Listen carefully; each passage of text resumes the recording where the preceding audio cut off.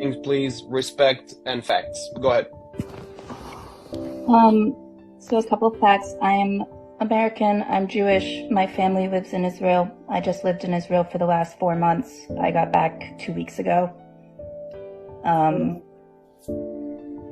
You dodged the bullet there. Literally. So what I think everyone who's never been to Israel and to Palestine don't really understand. You don't really understand until you go to the territories around the West Bank and around Gaza, and you're close up and you see the wall, and when you see the surveillance, and when you see cameras pointed towards the settlers, just a couple, and then you see thousands of cameras pointed towards the West Bank and to Palestinians, and those cameras are pointed into their homes,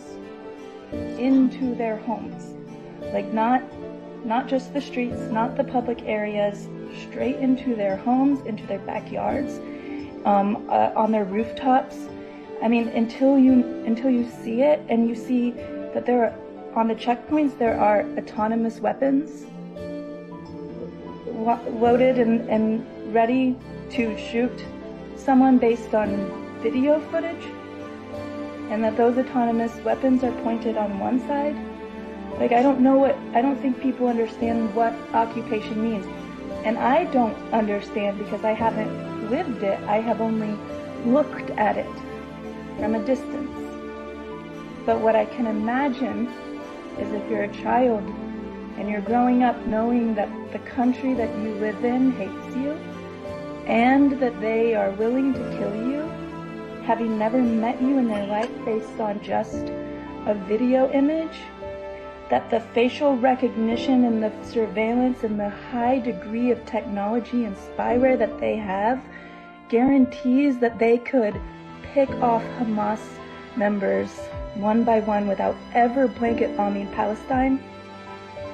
There's no way that this level of intelligence that Israel has doesn't dictate that what they're doing is massacre and it's genocide, and that the occupation is inhumane, and that it's not based in religion, it's not based in who was there first, and it's not based in a tit for tat.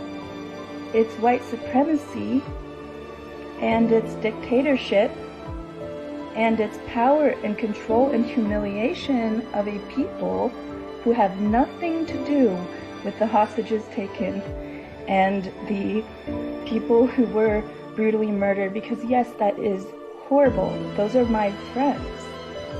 Like, those are people I know. Like, I still have a family member who's missing, and we're giving DNA trying to figure out where they are. We don't know if they're dead or alive.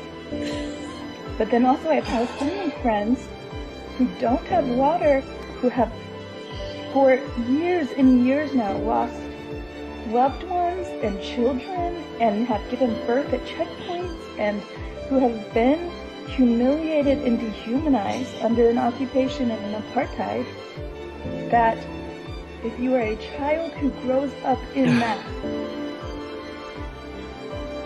why would you not